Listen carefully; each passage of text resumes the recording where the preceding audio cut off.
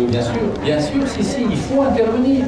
Vous allez développer une classe 3, c'est soit une prognathie mandibulaire, soit une rétrognathie maxillaire. Et même si on fait un décalage important. Avec un décalage important, oui. Mais si, le F classe 3, il n'est pas comme ça quand même.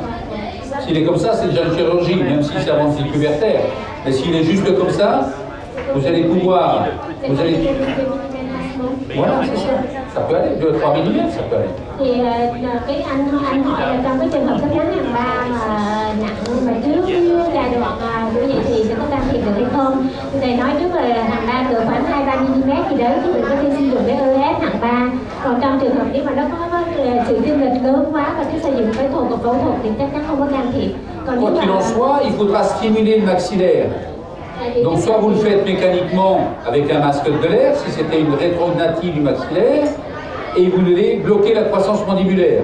Donc vous allez le faire avec l'appareil, puisque vous allez vous retrouver en relation centrée, et vous n'allez plus avoir la progression, vous allez retrouver un contact antérieur, en espérant qu'il y ait une autorégulation, comme le dit le professeur Petrovic, au niveau de la croissance condylienne. Donc c'est ça qu'on va essayer de faire. Mais dans les deux cas, que ce soit une rétro du haut, que ce soit une pro du bas, il faut mettre un dispositif. Vous n'allez pas laisser ce patient s'aggraver et puis dire « Ah oui, maintenant je suis content, j'ai une chirurgie à faire ».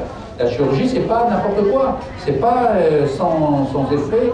Et je vous ai dit, en plus, il faut travailler avec les problèmes fonctionnels, même avec la chirurgie. Vì thực ra trong những cái trường hợp cứng rắn hàng 3 trầm trọng á, thì bằng mọi giá nếu mà trước điểm dậy thì hoặc ngay trong cái điểm dậy thì mình cũng phải can thiệp. Tại vì thường những cái cấp cắn hàng 3 thì do cái gì? Do cái sự lùi hàm trên hoặc là do sự vô hàm dưới. Thì trong trường hợp nếu mà lùi hàm trên thì nếu mà không sử dụng được cái khí cụ này thì anh cũng phải cho cái sử dụng cái khí cụ face mask để làm gì? Để kích thích sự tăng trưởng của xương hàm trên và ngăn chặn cái sự tăng trưởng của xương hàm dưới. Mặc dù sau đấy mình cũng phải phẫu thuật nhưng mình cũng phải can thiệp để hạn chế được phẫu thuật hai hàm. Après, s'il y a une endognathie au niveau du maxillaire, il fera une disjonction, puis un masque de l'air pour aider. Mais quoi qu'il en soit, il aura besoin, soit à la fin de ça, de maintenir, donc avec un EFRES ou autre chose, soit avant de travailler sur les fonctions aussi. C'est pas parce qu'il va faire une chirurgie ou un masque de l'air qu'il va pas avoir besoin de travailler sur les fonctions. Trong những cái trường hợp mà kém phát triển xương hàm trên, nếu mà nó có những cái bất kỳ theo chiều ngang thì mình phải làm nới rộng cái cung hàm theo chiều ngang, sau đó mình sử dụng cái mascara và cái cụ face mask. Thì thật ra trong mình cái hệ thống của thầy nó bị giới hạn về cái cấp cắn hàng 3 nặng. Thì với những cái cấp cắn hàng 3 nặng thì thực ra mình lên rộng đã biết ở đây là một trong những cái phương pháp hỗ trợ trong cái quá trình điều trị của mình, nhưng mà nó không phải là duy nhất. Pour moi, c'est la même chose que si vous me disiez ah, il y a 12 mm d'overjet, je vais attendre de faire une chirurgie. Ben, c'est pareil. D'accord? Pour une classe 2. Hein, c'est comme s'il me disait j'ai 12 mm de classe 2, donc je ne fais pas parce que je vais attendre de faire de la chirurgie. Non, il doit intercepter. Même s'il l'amène comme ceci et qu'il a une chirurgie à faire, elle sera plus courte, donc avec moins de tension, donc avec moins de problèmes. Thì trong những cái trường hợp mà ví dụ thì thầy cứ giải thích là những cái trường hợp mà cái sức trầm trọng đó thì mình can thiệp trước thì sẽ giảm được cái chưa giờ con đi đâu chút nữa tiếng hồ đó, tiếng đồng hồ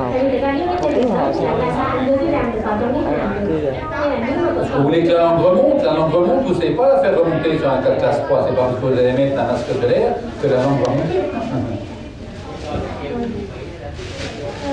Ở đây có những cái câu hỏi ví dụ như bệnh nhân 8 tuổi ra ngoài đang trên sợ đẹp cái lời đâu cũng có phim hết rồi nhá.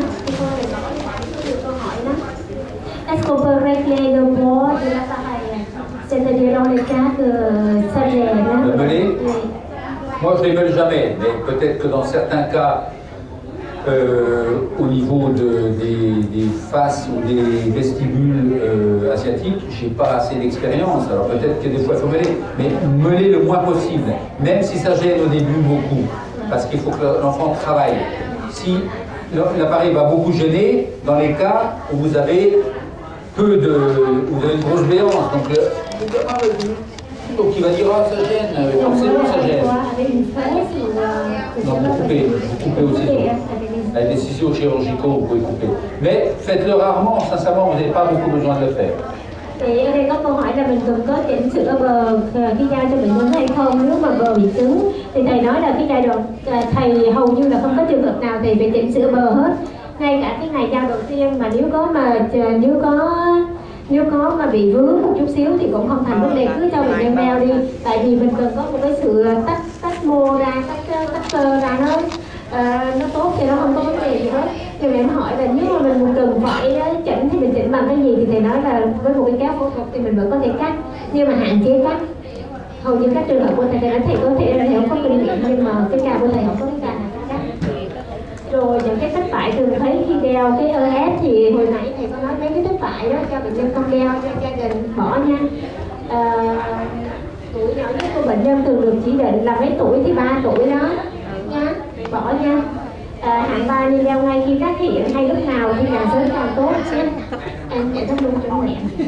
ES hạng 2 hai giai đoạn gồm một cái hay hai cái đi kèm nhau, thì ES hạng 2 giai đoạn là nó có một cái thôi, và sau khi mình đeo cái đó là cái sự chênh lệch 6 mm thì mình chuyển qua lại cái hạng 2 nhẹ, là cái cột đầu tiên này các anh chị, cái này chỉ có một cái thôi, và sau khi cái này xong rồi thì chuyển qua hạng 2 nhẹ, tiếp tục lại cái phần hạng 2 nhẹ này, 2 giai đoạn, có nghĩa là 2 giai đoạn chúng ta 2 chiếc cụ rồi. Thông thường một lần chiếc cụ là bao lâu? Thì thầy nó có những giai đoạn mình gần 6 tháng 1 năm, mà em có một bệnh nhân em đeo rồi. Ví dụ như cái cụ này cũng một cái cụ kia nó rất là tùy thuộc vào lứa tuổi. Ví dụ như là ở đây là thì chị sử dụng cái ES á, ví dụ class hạng 2 slim đi, thì là bắt đầu 7 tuổi đi, thì nhiều lúc cái chị chuyển qua cái ES class 2 standard này là cái ví dụ như ví dụ như là tuổi, ví dụ chị sử dụng cái ES hạng 2 standard này cỡ khoảng 9 tuổi đi, còn cái loại hạng 2 là này là cộng là phải có ra 12 tuổi để học. Thì do đó là từ cái này nếu mà chị cho đeo 3 năm thì chắc chắn là cái hàm này nó bị cắn nát luôn á. Em có bệnh nhân là bị cắn nát luôn á. Thì lúc này em thấy ví dụ như 9-10 tuổi mới thấy được rồi thì em cho nó dừng một thời gian, em tái đánh giá lại. Tại vì thật ra bệnh nhân này 3-6 tháng mới tới một lần á. Rồi sau đấy thì mình cho chuyển qua cái này. Nếu không thì em hỏi thầy cái giai đoạn như mình hồi nãy thầy nói là có những giai đoạn mình gần mình không cho đeo bệnh nhân, không cho bệnh nhân đeo.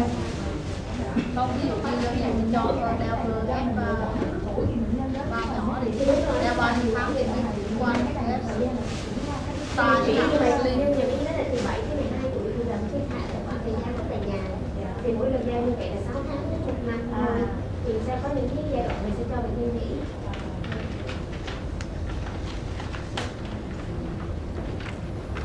Trường hợp bệnh nhân bị viêm amidan thì phải điều trị viêm amidan trước hay không?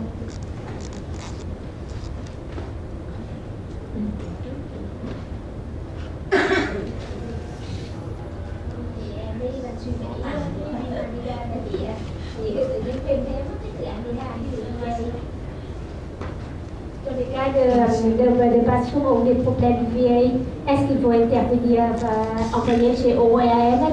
Des problèmes de quoi? De respiration? Non, Amidan. Est-ce qu'il faut intervenir avant d'indiquer l'appareil sourd ou... Non, moi je demande un bilan respiratoire. Bon, c'est vrai que j'en ai pas parlé. C'est-à-dire que je vais envoyer chez l'ORL, non pas pour lui dire il faut enlever les amygdales et la végétation, il va me dire, je lui demande est-ce que cet enfant, en gros, dans le bilan respiratoire, est-ce que cet enfant est capable de garder un appareil toute la nuit dans la bouche? Il va me dire oui, mais il a des problèmes d'allergie, attention. Donc on mettra peut-être en place un traitement anti-allergie. Oui, mais fais attention, il a une déviation de la cloison, donc c'est plus difficile pour lui. Donc je vais lui demander plus d'exercice à l'enfant. Oui, mais il a des amygdales de végétation et je conseille, je donne d'abord un traitement avant de les enlever, mais peut-être que ça suffira comme traitement, ou bien oui, je vais écraser les végétations ou les amygdales, oui, je vais intervenir enlever les amygdales et végétations. Les ORL en France à l'heure actuelle n'aiment pas enlever les amygdales et végétations. Il y a eu 2 morts. C'est l'ORL qui décide, c'est pas moi qui donne un ordre à l'ORL. Okay? Mais par contre, je lui demande un bilan respiratoire. Thì cái trong trường hợp bệnh nhân bị viêm amidan thì các bạn có phải điều trị viêm amidan trước hay không? Thì thầy nói thật ra không phải là mình là người quyết định. Mình chỉ gửi bệnh nhân tới cho bác sĩ tai mũi họng, và lúc đó bác sĩ tai mũi họng có thể trả lời với mình nói cái bệnh nhân này có thể là thở mũi không được cho bệnh nhân bị được gọi là bị dị ứng, rồi là cho bệnh nhân uống thuốc dị ứng, hoặc là bác sĩ tai mũi họng sẽ nói là bệnh nhân bị rẽ vách nhăn, cho nó cần phải điều trị rẽ vách nhăn, hoặc là bác sĩ sẽ nói là bệnh nhân bị viêm amidan nhưng mà có thể điều trị thuốc trước. Thì thực ra cái đó là tùy thuộc vào bác sĩ tai mũi họng. Nếu mà bác sĩ tai mũi họng đảm bảo cho mình đường thở của bệnh nhân không thành vấn đề gì hết thì mình cứ làm. Cái đó không phải là cái chuyện của mình, mà bác sĩ tai mũi họng ở Pháp thì người ta không có thích cách amidan, thầy nói vậy. Do đó thực ra mình cứ cho bác khám bác sĩ tai mũi họng và bác sĩ tai học nó thở tốt được thì mình không có vấn đề gì hết. Dạ.